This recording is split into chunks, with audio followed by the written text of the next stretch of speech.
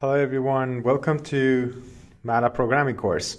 I'm Hossein Totunchi and today we're going to continue with differentiation. In this video, I'm going to use the inline function to create a new function and then take derivative of that. So let's call it, first we put sims of x and then we call it f equals inline of let's go with sine of x plus 2 times cosine of x.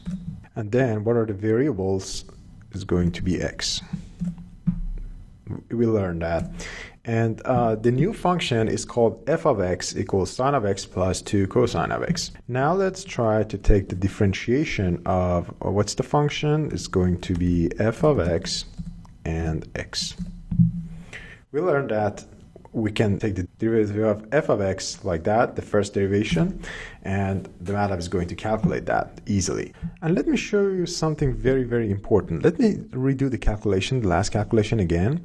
So I'm going to make a name for it. Let's say I call it like f1.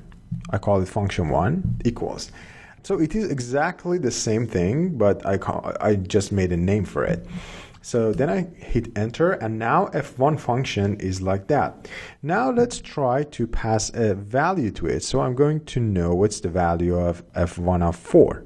Okay, so if I do that, you see that you receive an error.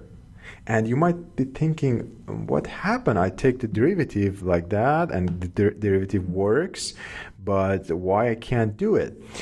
Please keep in mind that the only way we can pass a parameter into a function and calculates it is that MATLAB must know that function, must recognize that function and not just an expression, because right now f1 is just an expression. It's not a living thing. There is no functionality to f. It's just an expression that the value you're searching for is cosine of x minus 2 sine of x, but we're not able to evaluate the expression. Therefore, the solution will be defining the new differentiation result into an inline function as well. So let me clear the screen and show it to you how we're going to do that.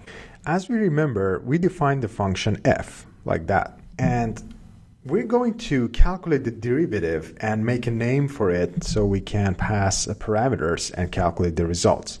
I call it derivative. Derivative equals inline.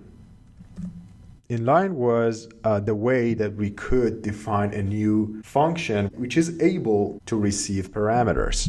So this way I call it differentiation of f of x and x. And then what is the variable? It's going to be x. So I define a new function called the derivative. And if you pay close attention, I didn't put this part into single quotation. The reason was that we put this part into single quotation when we are defining a new function. But the result of this expression, this internal expression itself is a function. So there is no point to define a function when it is already a function. I hope that I could make sense in that.